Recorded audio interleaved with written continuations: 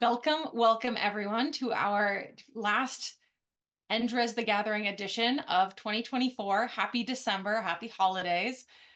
This is a looking back session where we also get to look back, look ahead for some of the projects that have been giving updates throughout the year in this EngRes The Gathering format. We also have a couple of other project updates and deep dives on some of the changes that are happening there, and a whole passel of spotlights. A lot has happened in our past month since our November EngRes The Gathering update, and we have two deep dives, one on paid retrieval demos and one with a LabWeek events recap from all of the things that happened in November. So please keep it tight to make sure we get through this busy agenda. If at any point you want to follow along or make a comment on the slides, we love that. Jump in and use the QR code or the link I'm dropping in chat to follow along. All right. If it's your first time here, this is our gathering for the Protocol Labs Network community, where our aim is to make breakthroughs in computing that push humanity forward. We cross the entire R&D pipeline with the work we do here, and our venue in this working group and gathering is to support and accelerate engineering and research breakthroughs across the network by helping share visibility, supporting network research, and growing OSS projects and communities. Counting down a couple of the highlight launches of 2024. Normally, I'm talking about things that have happened and are upcoming in the past month, but we have even more things to look back on over the course of all of 2024.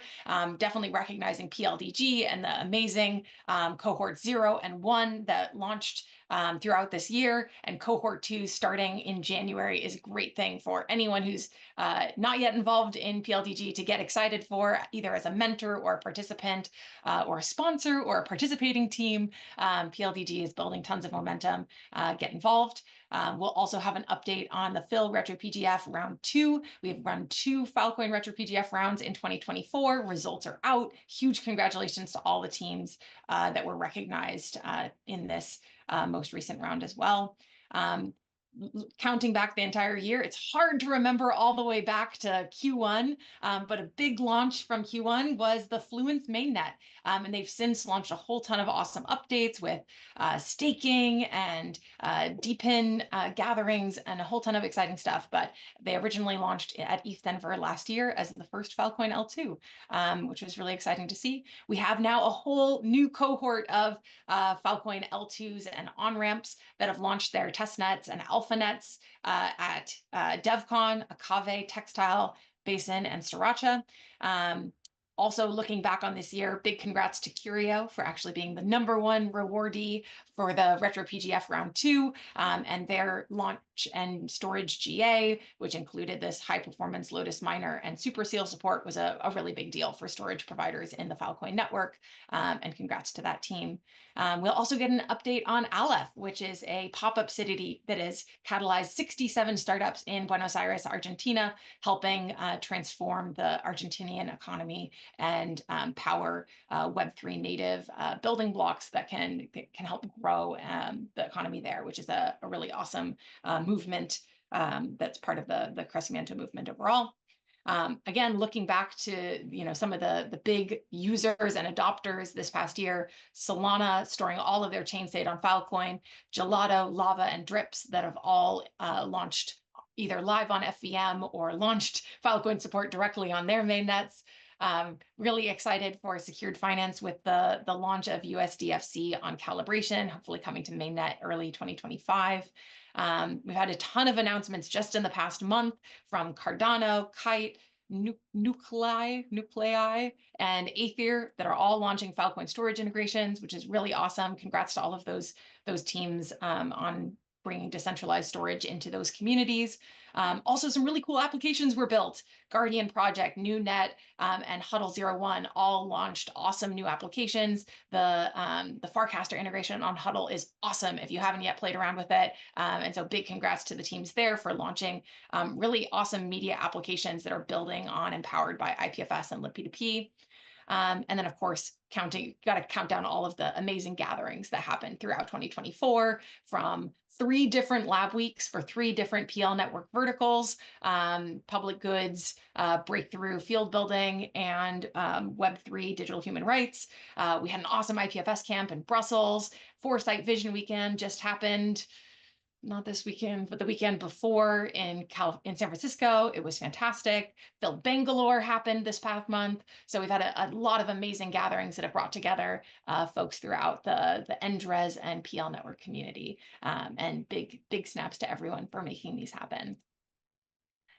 With that, I want to make sure we save time for projects to go deep on looking back at what happened in 2024 and some of their focus and goals for 2025, starting with libp2p. Dave, take it away. Thank you, Molly. libp2p is just awesome. It's the network stack that's in pretty much everything you're going to hear about today, with implementations in 11 different languages. And we have considerable support from basically across the entire PLM and outside as well. To keep this short, I want to just highlight a couple of our top KPIs. The number one win for this year is the contribution growth. We saw a 51% increase in monthly contributors in terms of merges that are not bots. You can see it here in this graph right in the middle, top center. And then my favorite graph of the year is the one in the upper right-hand corner here. This is numbers of merges per quarter. And you can see that I pointed out here when nucleation happened, which was when the libp2p project became an independent open source project owned and run by everybody who cares about it. And we have completely reversed the downward trend from 2023, and sky's the limit. Next slide, please. Yeah, so let's talk about some of the wins. I just hinted at the fact that libp2p is now an open source project that is managed and run by everybody that cares about it. I wanted to point out that this year was a great success because of the care and feeding of libp2p done by Interplanetary Shipyard, Sigma Prime, the Wacko Group, VAC-P2P, Pyrgos, Consensus, Nethermind, and me, Paper Aviation, and many others, right? Everybody stepped up when it became apparent that if nobody showed up, libp2p would suffer. The other big win this year is that Python libp2p is back. We revived it in March with volunteer maintainer Paul Robinson, and the PLDG basically piled in all summer long, and they have brought Python libp2p back to modern standards and adding in things like Quick and getting the full suite of basic protocols up and running. It is still very much a work in progress, but 2025 looks to be the year for Python libp2p. As far as challenges, I think really more educational content. libp2p is not easy to wrap your head around. It's not a traditional networking library. So maybe we should focus more on technical writing, maybe do a PLDG with that. I don't know. That's just be my suggestion. And I heard a rumor that there was several hundred people applying for the next PLDG cohort, and many of them are Python developers. So I'm really excited. Rust is also kicking. There's like 12 people who show up to the Rust meeting on average, and they have been doing regular releases all year. And same with Go, same with JS. The NIM libp2p team is crushing it. And yeah, libp2p is just exciting now. It is has been totally turned around from 2023. So next slide, please. And I'll end with a quick recap on what we're going to focus on next year. I think there's a big effort to try to scale Gossip Sub, right? It already is a key part of many of these platforms at global scale, but there have been some key fixes to make Gossip Sub scale even further to millions, maybe even tens of millions of peers. Quick is quickly becoming the standard transport across all the implementations. It's already in Rust, Go, JS, NIM. Zig is already, it's a work in progress on Zig and Python and .NET and C++. So 2025 looks like the year we all settle on Quick, I think. And then I would like to personally drive more in-person libp2p events in smaller, more regional meetups so that we have broader reach and we have a wider funnel at the top. So anyway, that's it for Lip2P. We're deep in your stack. You should care about us. we're a key part of your security and performance. So anyway, back to you, Molly, I guess. Thank you. And, happy holidays and happy New Year to everybody. That's awesome. Thank you so much, Dave. And it's really amazing to see the growth of both libp2p and the PLDG contribution as maintainers to libp2p over this year, both of which have really stepped up and grown. And PLDG being brand new and helping make that improvement of bringing PyLibp2p back to life is a big deal. Yeah, thanks, Molly. Right. Keep sending PLDG people. We'll take them all. Awesome. All right, Mosh, over to you. Okay, happy holidays from IPFS, the data and content stack for Web3 and beyond. IPFS has had a really interesting year. I think this is the year, it's 10 years old, 10 years old this year. And I think this is the year that we're seeing like a lot of the investment over the years come to fruition, and also a lot of the frustrations and gaps as well. So if we go to the next slide, I'll jump into it. Great. Okay. So 2 years ago, we launched the IPFS Implementations Fund. The idea was to incentivize more top to bottom implementations of the IPFS protocol. And it did create a few new projects. I think, Healy was part of that wave of changes, the switch from like a full node implementation to a browser optimized IPFS. IRO number 0 also came out of that effort. But I think the big win of this year is that 5 new implementations came that we had no idea about. We didn't fund, didn't participate in creating it all, and we just had community members rewriting their own IPFS implementations because they saw the value of the protocol and wanted a more specific library or tooling for what they were trying to do. And I think that's one of the pros and cons. Many of these are small. I'm also aware of 2 more that haven't been publicly released yet because they're not ready, but they're in production usage. That's one of the threads we'll be pulling on into next year. Another huge win is the popular and commercial success. Blue Sky, obviously, like big headline. I think they reached 25 million users, and people who are there because it's fun, not just because it's the right thing to do, having like a user-controlled social media experience. So they're there for a lot of reasons. Journalism has realized that their performance in terms of links, traffic, and paid subscriptions to their publications actually higher through more independent social networks than X. So that's fantastic. We're also seeing a lot of businesses come out, like profitable businesses come out of the woodwork that are based on IPFS public and private networks, like Cloud and some others. And I think another huge win here, and I think we're still going to reap the fruits in the future, is a real change in how we're approaching web browsers. For years and years, we're basically trying to get major browsers to support IPFS handlers by default and put more capacity in that.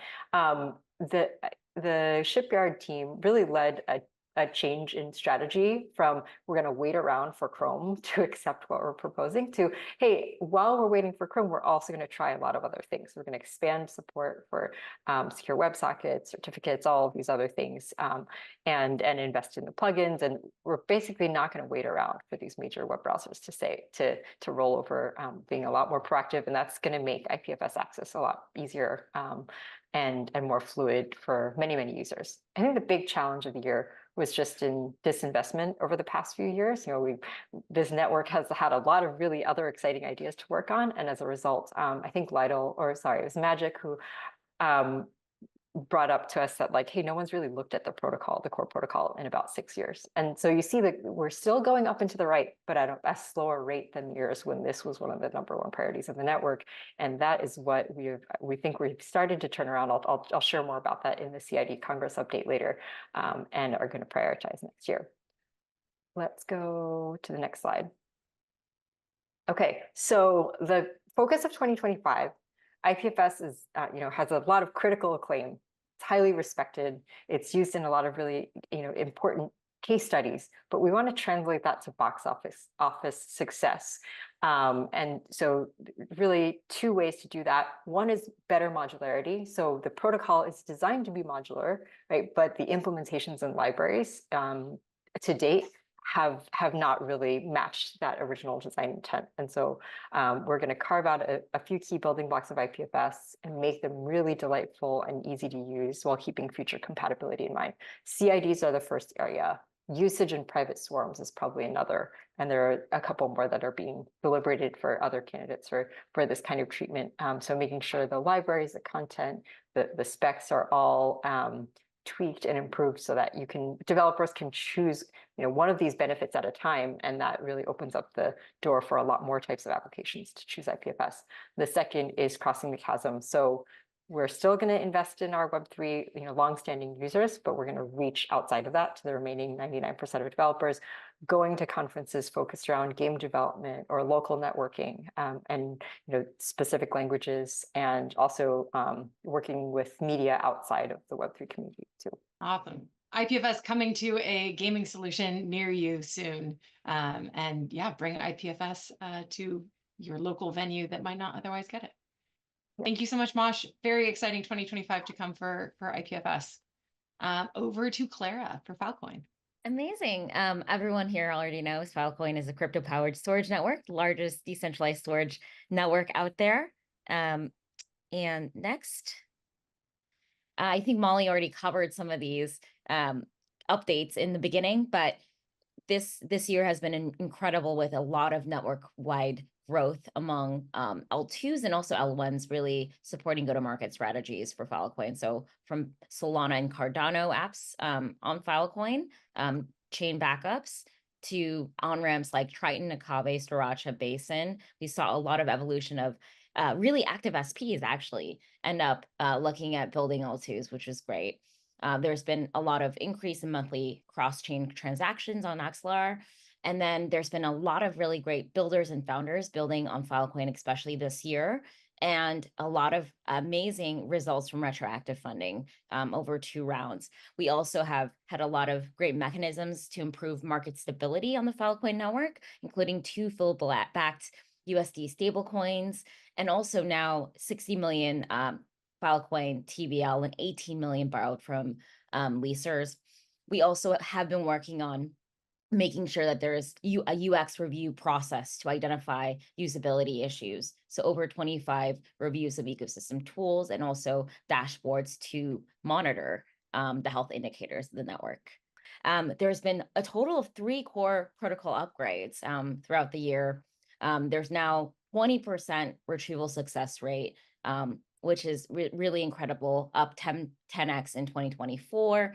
We've had Filecoin on-chain paid storage deal reach around 9 terabytes a day and more. And then we were also featured in traditional Web2 channels like Fast & Company as one of the key pieces of emerging internet infrastructure powering decentralized AI.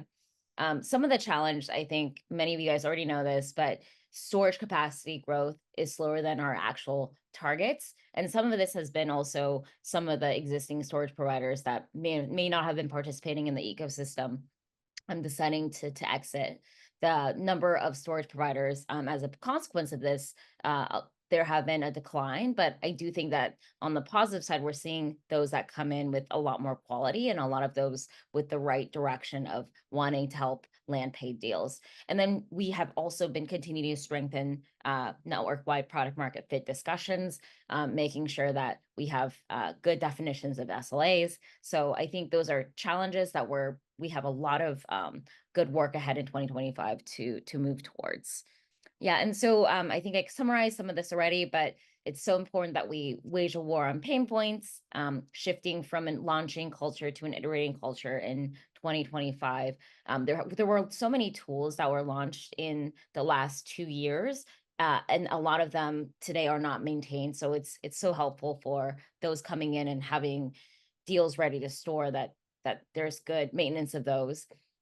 Really supporting open source data onboarding tools, keep the community excited through high quality integrations, helping support storage providers in finding profitable business models and boosting paid storage, making sure we can really increase on-chain activity and also can track those properly. That's really how we're going to measure what's working and not in our network. And then specifically from the Filecoin Foundation side, we're really looking at making sure we can coordinate and convene across the ecosystem in the right way, and making sure we can also help support ecosystem-wide communications, as everyone else is building incredible things and may not always have the bandwidth to communicate.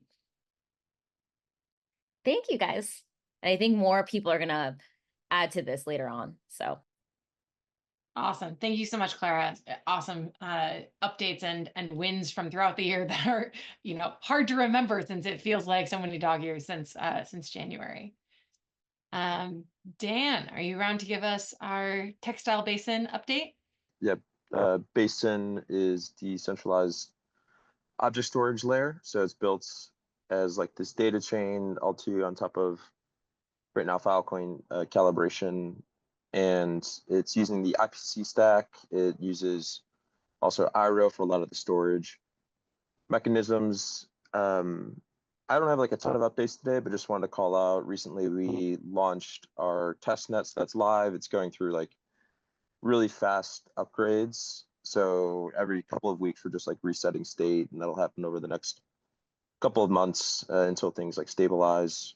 But it has like a lot of great features. It has erasure coding built into the system for just like data resiliency and redundancy. We have a lot of tools like S3 API, so you can like easily swap it into your existing infrastructure just to like give it a test out. So we're really just looking for early partners, early adopters that are open to like just giving us feedback, whether that's like you're building some data pipeline, you have some AI focused use case, you need data to be hot and easy like to integrate into that pipeline and just like iterate over the data with whatever compute workflow you're maybe using today.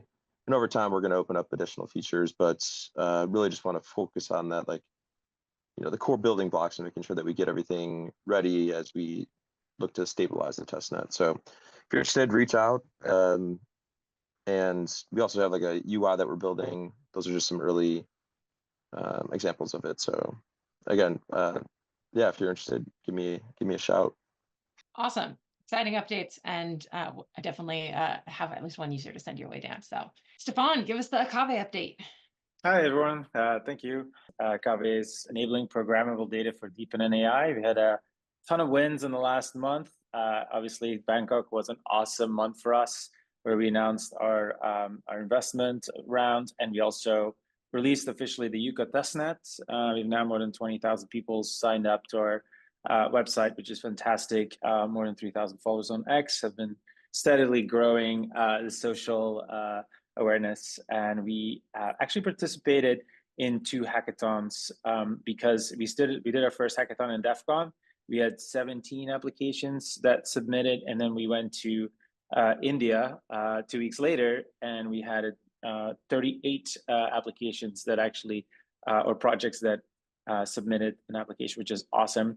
We also saw we have now 750 plus wallets on our test net, more than 11,000 storage transactions. So lots of people are testing. We're also doing a lot of performance testing, and the Build and Bloom workshops is something that actually had a lot of positive feedback. So these are separate workshops just to, you know, in a chill way, try to get a little bit of an overview on Akave and help builders with our APIs and educating them on how to use Akave, which is awesome.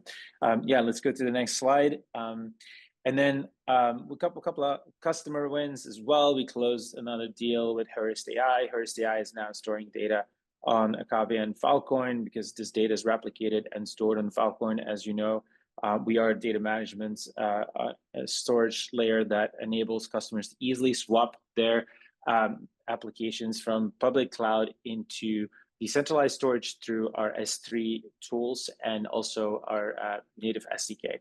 Here's some slides. Here's some pictures on from Angelo in India.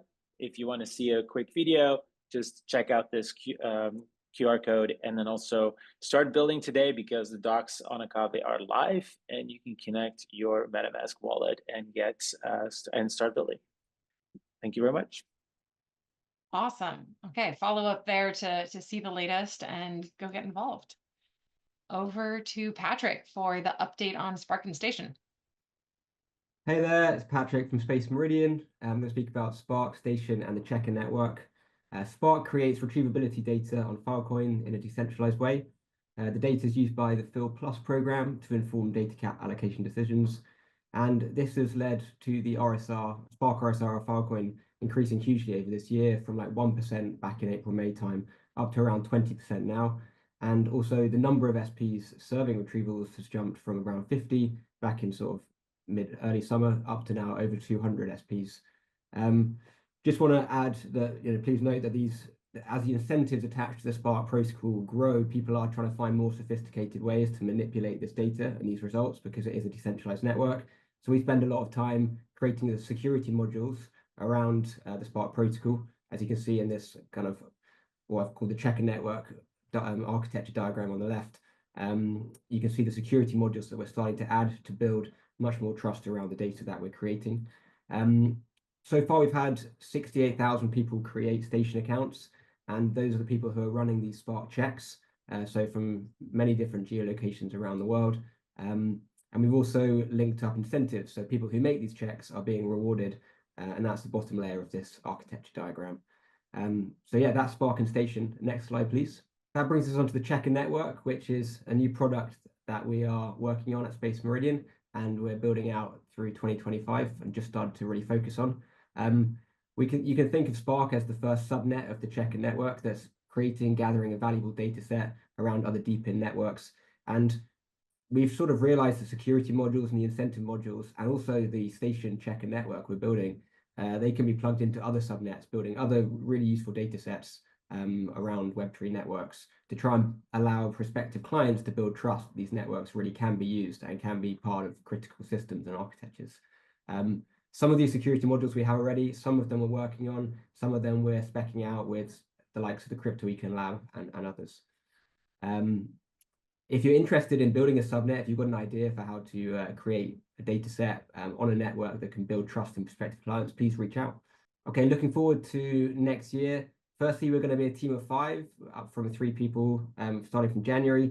Serjan, who's on the call, is a new joiner. He's had a great start. He's a PLDG alumnus as well. So thanks very much, PLDG. It's been great to have him on the team. With 5 people, we can start to make a little bit more progress as well, which is really exciting. In January, Spark and Station are going to fold into this Checker Network overall architecture, with Checker Network being the umbrella.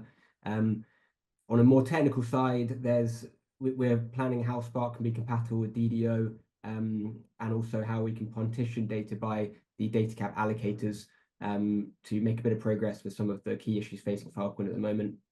And also, we want to start checking the IP&I network, where we want to build verifiability about the advertisements that go into there, because currently there's a lack of like end-to-end verifiability around that indexing part of the retrieval flow. We'd also like to get to 2 checker subnets, Spark and 1 other by the end of January. In February, we'd like to launch a subnet builder program. I've already had a few conversations with PLDG, but would also like to speak to others about who'd be interested in building checker subnets. And we're also going to launch a Checker Network tokenomics spec with CryptoWeek Lab. And then looking forward to March, we'd like to get to full compatibility with DDO and get to a huge 5 checker subnets deployed on the network. Thanks very much. That's all from us, and happy Christmas and New Year. Epic. Very exciting Q1 coming. Thank you for the roadmap preview. And I know folks are eagerly awaiting some of the January, February launches. So pretty exciting. All right, over to our spotlights. Reminder, please keep it fast. We've got a lot to get through, but some really awesome things to spotlight from around the PL network ecosystem, starting with Mosh. Hi, so the CID Congress was the first week of December. It was kind of like one point in a timeline. The goal of this initiative has been to tackle longstanding issues with CID usability and compatibility. There are so many options and permutations of CIDs that for a single piece of content, you can set flags to get 600,000 different CIDs, right? And so we've had a lot of users say, hey, I just want to have deterministic CIDs, or I just want to know that when I use a certain set of settings, I'm going to get the same CID back out, which is the core premise of all this content addressing ecosystem. So the Congress itself was a meeting that came as step 3 out of 4. So we had a forum discussion We had a draft specification. We asked everyone to read it before they came to the Congress. The Congress discussed some of the open questions, and then there were revisions to the spec. So I think this is a format that's going to work pretty well for in-depth technical conversations and decisions. We'll probably use it again in the future. And we came out with a spec and a lot of community momentum and excitement. And the next steps from this are going to be some more spec revisions, some modest implementation grants. So some of these implementations that are almost complying with the spec, we want to get them all the way there. And we also want to incentivize making these interfaces more usable. So it might mean repackaging some existing libraries, et cetera. A couple of key explainers and demos, especially with regarding how this is used in the App Proto ecosystem. And then this is now in a state that it can be submitted to IETF in March at their next meeting in March 2025. And I think we've been working towards IETF acceptance of IPFS for a long time. But this feels like a package, like based on all the advisors and participants, we have pretty high confidence that this will get a good hearing and maybe even be accepted in the first half of the year. Tell us about PGC's microgrants and advisor applications. So for those that don't know, PGC stands for Public Good Crypto, which is an organization that myself, Iran, and Luca set up early this year, and with the goal of funding cryptography research more broadly in the ecosystem, organize educational, policy, and community events, and finally, more importantly, incentivize creating incentives for attracting talent and more funding in the cryptography research more broadly. And this was started by us, but we are very thankful to Protocol Labs to be the first funder, and we believe that we believe this is gonna help the first set of grants that we just launched. They're called the microgrants, and the microgrants program is open. We give up to $5,000. Another thing that is open is the application to become an advisor to the Public Good Crypto team, and the advisors together decide who they give grants to. So it's a very important role at Public Good Crypto. And of course, we are also looking for further funding for our next round of grants in the future. Publicgoodcrypto.org, please reach out on Twitter. Bye. Awesome. Referrals also accepted. Refer your friends for microgrants, grants, and advisorships so that we can fuel more awesome crypto research in the PL network. Over to Felipa for the UXIT. UXIT. You can say UXIT, you can say UXIT, whatever you want. So hi everyone, I'm Felipa. I'm a product designer at UXIT, part of the Filecoin Foundation. And our work there is mainly focused on improving the usability of the entire ecosystem. We do that by identifying friction points through dogfooding sessions, usability testing sessions, and other types of UX audits across products, tools, websites, and documentations. In 2024, we conducted 17 dogfooding sessions, plus other more types of, UX reports and reviews. And we are, and also for more than 7 organizations in the ecosystem. And we are eager to expand this number in 2025. So if you'd like our help improving the usability of your product, documentation, or website, reach out to us on Slack, me, Felipa, or to Steph Magdalinsky, or you can just send us an email at uxit@phil.org. And happy holidays, everyone. Awesome. Thanks so much, Felipa. Danny, tell us about the Foresight Vision Weekend. It was awesome. It was the Foresight Institute's Vision Weekend event in San Francisco this month, and Filecoin Foundation and PL sponsored it. Our community were highly visible there. Eva Miyazanu's Atlas Computing, the secure computing work of Agoric, and many of our public goods funding initiatives spoke. What is the Foresight Institute? If you've ever heard one talk about Paratotopia or seen some of the great videos on longevity research, things like that on the YouTube channel that you might be watching this on, or followed the work of any of us working on public network goods in the greater Filecoin universe, a lot of that has been inspired by the work done by Foresight Institute and its fellows. It's been a research nonprofit since 1986, working on decent science, nanotech, crypto economics, all kinds of things. Meeting and cooperating with other people working on the same kind of things that is done in the PL network and our community is what makes this event special for us. And that's why PL funded a 10K award to go to the best funding mechanism that was devised at a workshop there. And the winner of that group is now creating a Kaggle Prize competition to encourage the mining and analyzing of aging-related data, look for patterns that could lead to human longevity improvements. So if that kind of prize interests you, or you want to meet mentors, fellowships, founders, and funders, get in touch with me and I can introduce you to the Institute. Or if you have time to spare, you can read their books and info on the QR code there. Woohoo! And for anyone headed to Puerto Rico, it's a great gathering, so get excited. And also, Danny, update on Filecoin governance. It's me again. It is now as the Filecoin network sort of grows, we're getting to the point where we can't just make decisions by getting us all in the same room. We've been thinking for a long time about how to scale up the Filecoin improvement proposal, which is sort of the laws and rules of how the Filecoin network works. We want to streamline and make that process more democratic, more transparent, and faster. So we pulled together some great engineering teams across the network to build tools and mechanisms to have that work. And now it's time to test them out. So in early 2025, we're going to be trialing new on-chain ways to vote and reach consensus using tools like Polis, voting systems for developers, storage providers, Filecoin clients, and token holders.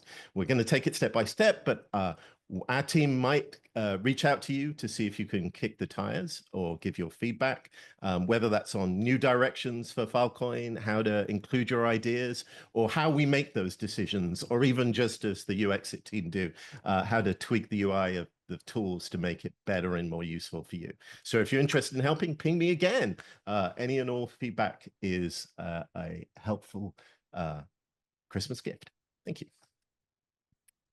Woohoo! These are some awesome screenshots. I look forward to participating in some testing and or UXit sessions sometime soon. All right, Nidhi, give us an update on Phil Bangalore and ETH India. Amazing, thank you. Phil Bangalore 2024 marked the third edition of this amazing event, it was one of the biggest yet, drawing an incredible crowd of 1,100 attendees, powered by Filecoin and organized by the awesome team of Huddle 01. The event brought together people from all over to engage with top speakers and fireside chats, all designed to inspire and empower the next generation of Web3 builders in India. Following this, ETH India 2024 took the stage with over 1,500 developers participating in the hackathon. Focused on driving the innovation within the Ethereum ecosystem, this year's event challenged builders to develop impactful solutions for the real world and problems. The energy, creativity, and exchange of ideas at both these events were truly extraordinary. Can't wait to see contributions from the Indian ecosystem in 2025.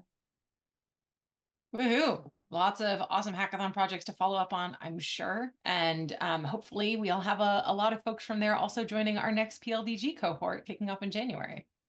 Yeah, really excited. All right. Speaking of awesome gatherings and pop-up cities, Emmy, do you want to give us an update on the past 2 weeks in Aleph? It must have been amazing. Hi, everyone. Yes. Thank you, Molly. Amazing experience again for those of you who don't know. Crecimiento is a foundation here in Argentina, looking to turn Argentina into a crypto network, crypto rails, seizing this amazing opportunity that we're in right now that would allow to showcase what like a crypto infrastructure would look like. And in order to do that, we started doing the Aleph pop-up, which is a pop-up city in order to bring people from everywhere in the world to experience and build here in Argentina. So this is the second installment. This was 2 weeks in December, right after DevCon. And yeah, we had hundreds of people coming. There's a lot of government officials we had this morning. meeting with Retrieval, which is the right hand of the current President Millet. Basically just praising all of the technological innovation that is happening.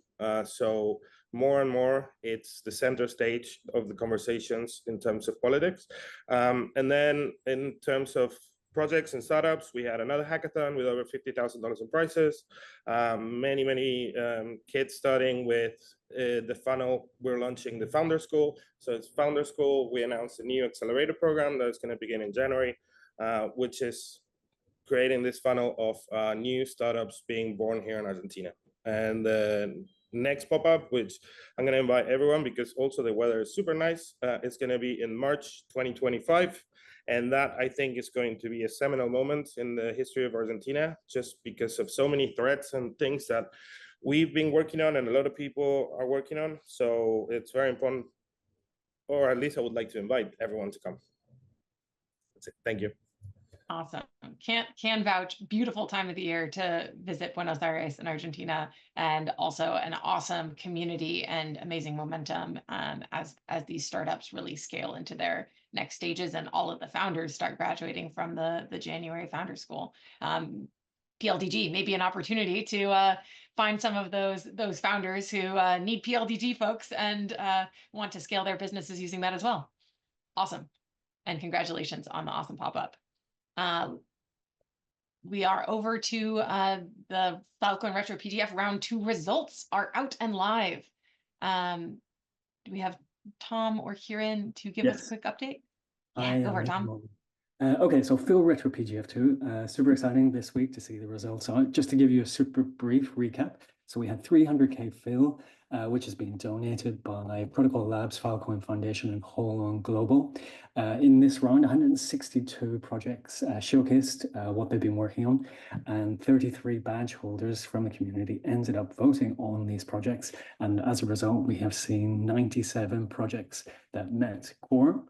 And as a result of this badge holder vote, we see that it's created this kind of amazing wheel of impact. So you can see all of the different categories and all of the different projects that have been funded. And if your screen is large enough, it's worth staring at this for just a minute, because I think this is super interesting. So this is really like a testament to the breadth of amazing projects that are happening across the ecosystem. So in terms of the results that we see, Infra and Depths and Protocol R&D, these are two quite well-funded categories where projects in these categories are getting high results. So that makes sense. But in the future, it'll be really cool to see other things like product and UX moving up in terms of getting the more highly funded projects too. Another really interesting thing to call out on the results that we're seeing in this round is what the allocation distribution itself looks like. So if you look on the right-hand side of the screen, you can see that distribution. So here we have a really sharp left-hand cusp, and this is great. So this suggests that the badge holders are being really selective, and they're picking out a number of high-quality projects. For example, like Curio, like Spark, like Lighthouse, and these projects are getting well funded, like in the kind of 9 to 14K fill range. So that's good. But there's also a really long right-hand tail, and we're seeing a number of new projects coming along and getting funded smaller amounts, but hopefully kind of moving up that funding curve as time goes on. So that's really good. Where are we now? So we're about to move into distribution for round 2. We'll do this with drips. So we'll be instantiating the funding dependency graph. So this is super exciting. So we'll see all of the GitHub repos will be funded from the donors, and then the funds will flow to these and then flow onwards to the maintainers and to any dependencies. So this is going to be like super exciting to see what that graph looks like and how those funds flow onwards. Otherwise, we're already getting ready for round 3, so we want to just keep on building it up, keep on scaling things up, keep it really regular, keep on learning, and we're listening to all of the feedback that we're getting. So super excited to see what 2025 brings. Amazing. Super excited to see how that impact reward flows to many others and fuels the next round of impact for next time. Very, very exciting progress. over to Meredith to give us some highlights from 2024 and updates on 2025 events. Hi, everyone. Thanks, Molly. I'm Meredith. I'm from the Filecoin Foundation, and I'm going to overview just some of the stuff that we had worked on this year in the events world. So about 160 events were hosted, supported, or sponsored by FF this year. We generated over 1,200 leads for the broader Filecoin ecosystem. If you'd like to be added to our lead funnel from events where we have presence, please be in touch with me. I can help get you included into that. We funnel these leads out into the ecosystem to help with things like onboarding data onto the network. And we had also a lot of virtual presence, about 840,000 combined line stream views from some of the CoinDesk Studios events that we did at Phil Brussels and Phil Bangkok, which really showcased the most important announcements from the Filecoin ecosystem. We'll continue to do this in 2025. A little roundup of some of the Phil events that were hosted this year. Heard about amazing Phil Bangalore event that was just in December. Congratulations to the Huddle team. This was some of the other highlights from the year. Started with Phil Hong Kong, there was Phil Brussels, Phil Singapore, hosted by MetaPals, where we announced the Aether collaboration, and then most recently Bangkok, where we really unveiled a lot of the new L2 data storage solutions. And a few not mentioned, but very noteworthy to call out are Phil Lagos and Phil Seoul, also organized by the community. And we're really pleased to continue some of these and the momentum of these events. It's really exciting to hear Phil Bangalore. It was the third installation of this. Very cool stuff. Moving forward into the next slide, looking ahead to 2025, we'd love to announce that in collaboration with Phil Oz and Fiddle, we'll be once again hosting Phil Dev Summit. This will be FDS 6, and it'll be in Toronto around the week of that May 12th, which will be close to consensus in mid-May, again in Toronto. So mark your calendars. We hope this is a good location for everyone to be able to get to with less side events and also other reasons to be in town. So really looking forward to seeing you all there. Mark your calendars now. And we're also really working towards our presence, Filecoin gatherings in ETH Denver coming up really soon. We're going to be working with different teams and giving them grants to do events. We'll be working with the Phil B team on Code and Corgi again. And a lot of our events are going to be, curated based on those strategic priorities that Clara laid out earlier in this call. So I'm going to drop some links so you can check all those out. But please keep looking at our website. We'll have a lot more to announce in January. And we just look forward to seeing you all in person and virtually and working with you all. There's lots of different ways that we can support you in the events that you want to put on. And we are eager to do that in 2025. So thanks, everyone. Happy holidays. Awesome. Thanks so much, Meredith. And everyone get excited for some awesome gatherings in the new year. Katie, give us our last spotlight on PLDG. So our cohort 1 wins, we've got 89 PRs merged, and there are about 7 or 8 other initiatives that were worked on that did not fall into this nice little bucket of PRs. So this is not even all of the work that our PLDGers did, but we did get 89 PRs merged, which is amazing work. 168 total issues were worked on. We had 3 full-time hires that you heard. I believe you heard from Space Meridian and Akave about hiring some folks from PLDG. We gave out over 10,000 retro PGF, and that was earned by our amazing cohort members. We had 20 renewal applications for cohort 2. And in 2025, what can you expect from us? Well, we are just finishing up evaluating applications. We got over 500, which is amazing. Shout out to Anuba on our team who really pushed for those applications to go out. And we are starting January 13th. And hopefully we will have more onboarding program and educational programming for those new to the ecosystem. But as always, if there's something you want to see in cohort 2, definitely let us know. Those are the PLDG updates. And thank you so much to our tech partners and Molly and everyone who has supported us over, and Juan who supported us during, and Carla, of course, as we kind of got this program up and running. And it's been wonderful to see it grow as much as it has. Awesome. I see Viraj is back. Viraj, do you want to give it one more try? Yeah, so being part of this program while still in college has been a huge learning opportunity for me. Basically, I had the privilege to work and learn from one of the most talented and supportive people in this space, which helped me develop both my technical and collaborative skills. So yeah, this experience has been instrumental in shaping my career goals. It's given me exposure to this brand new technology and real world problem solving, preparing me to pursue a future in blockchain and decentralized tech.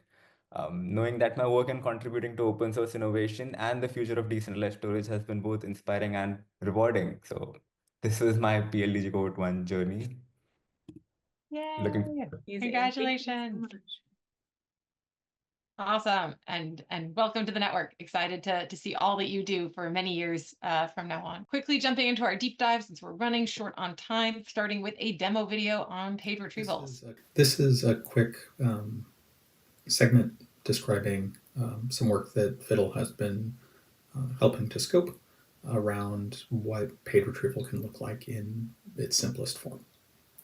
And so we've had a series of a few different attempts at thinking about paid retrieval in the Filecoin ecosystem, from the initial state channels that exist in GraphSync to prototypes like retrieve.org that the CryptoNet team made a couple of years back, that looks at how on-chain escrow can be used to ensure, with the use of third-party intermediaries, that retrieval works. But the reality of the retrieval landscape is that we actually have, I think, more trust in a lot of ways than we are taking advantage of. That a lot of the cases where paid retrieval is being thought of is in cases where there are contracts that are happening around SLAs in not fully trustless manners anyway.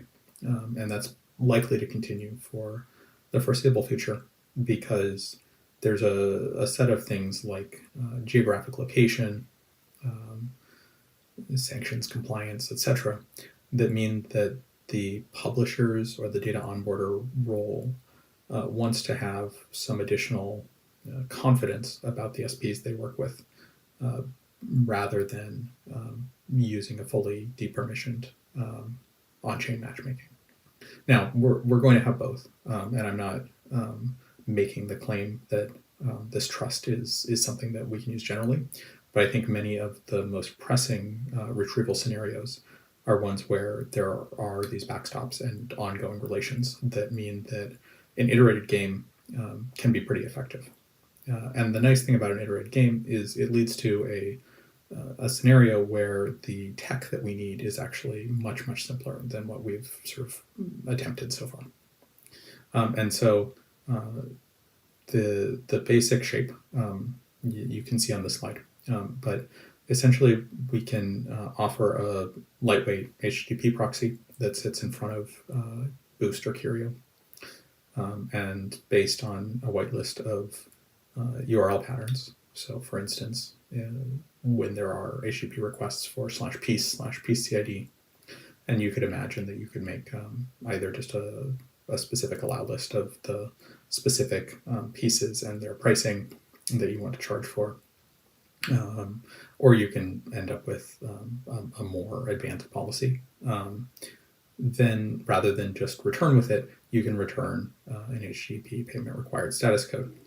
And the things that you would likely send with such a code is how much it's going to cost, so like a price per byte or similar, and how you expect payment to happen.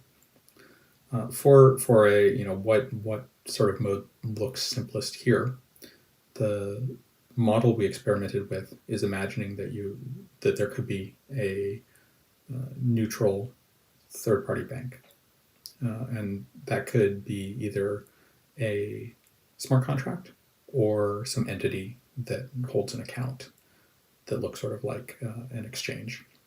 The upside of having that entity be more than just a smart contract is that you can get instant finality by allowing that account to say, yeah, there's sufficient balance that hasn't already been escrowed by this client, and that signature from that third party can mean that if a user has a balance with this bank entity, it can then do these downloads in a fully interactive way. Whereas if you're doing it with a smart contract, the user would probably need to send a escrow transaction towards that specific SP. Once that finalizes, then the SP can verify that there's sufficient in escrow, and that it can make the download and then claim that escrow. So I think that's probably the one like policy thing that we need to think about is like, is there a realistic entity given the potential money processing implications of being that sort of bank, versus are there other ways to get to closer finality? I think one of the things that we can be happy about is that with something like F3, this goes down to order of a minute, which may work for a lot of use cases. But I think one of the things we're hoping for is to take this prototype, get it to work in a way we're comfortable with on the Filecoin chain, and then see what it would mean for something like Spark to make use of this in being willing to reattempt retrievals, paying for its bandwidth usage. So happy to keep talking about that, throwing this out as another complementary model to the ways that we're all thinking about paid retrieval here, and excited for where we get. Thanks. Okay, quickly, since I know we're at time, over to Nikki for a very lightning LabWeek recap. Okay, turning this deep dive into a spotlight. So we wrapped up LabWeek Web3 in Bangkok, and the innovation network that we now are, we are not Protocol Labs Network, we are Protocol Labs, saying Protocol Labs Network is saying Protocol Labs Network. So the innovation network truly came to life in Bangkok. This time, there are 3 focus areas that we are working on. Next slide, please. That we are working on. Digital human rights, Web3, public goods, or upgrading our economies and governance systems, and developing safe breakthrough technologies. This lab week focused on Web3, which is focused on digital human rights. Next slide. So we had, this one was our largest, biggest lab week ever. We had 71 events that were part of lab week this time, and 160 network teams collaborated with us in one way or another. And we saw a total of like 4,000 registrations, 4,300 registrations across all of those events. We also did a, next slide. We also had an amazing coverage online for all of these events put together, 8 million views on content, 180,000 social media engagements, and we added 8,000 new emails to our newsletter. And yeah, we also had a very, very strong leg on the product side. So plnetwork.io/directory, which is where, and IRL gatherings is where all of our attention was while the event was happening. And we saw a whole bunch of folks use the IRL page to like connect with folks who were on ground, especially using the mobile version, which was like specifically designed for that use in mind. And next slide. We placed 55 speakers across all of these events. So when there is a next event, which is going to be around ETH Denver, if you're looking for speaking opportunities, feel free to reach out to us. We may be able to find you speaking spots, either individual presentations or panels that you could speak on. And yeah, for this one, we placed 55 people. And we hosted the first ever PL Dev Summit. So we thought of ourselves, 120 odd people who showed up across the 2 days and the 30 odd working sessions that we did. We thought of us as devs of PL as the network and not contributors. And that's why we did a super scrappy version of PL Dev Summit. Hopefully the next one is going to be more organized and it will grow to help PL grow. Okay, last slide. Upcoming events. So we are going to do a similar treatment of what we did in Bangkok, having the co-work hub so that it becomes a meeting spot for all of the network teams at all of the major crypto events next year. So ETH Denver is the one coming up next, followed by ETHCC in Cannes, which will be around in July. Token 2049 Singapore, end of September, early October, I think, and DevConnect, wherever that might be. So stay tuned and hope to see you guys a lot of times next year. Thank you. Awesome. Thanks, Nikki. And thanks for the lightning recap. And thanks everyone who presented for all the incredible work and dedication and momentum this past year, and really, really excited for all that next year has to hold. Remember, don't wait for the future to happen. Let's go build it together. And with that, happy December, EngRes The Gathering, happy holidays, and we'll see you bright and shiny in 2025. Cheers.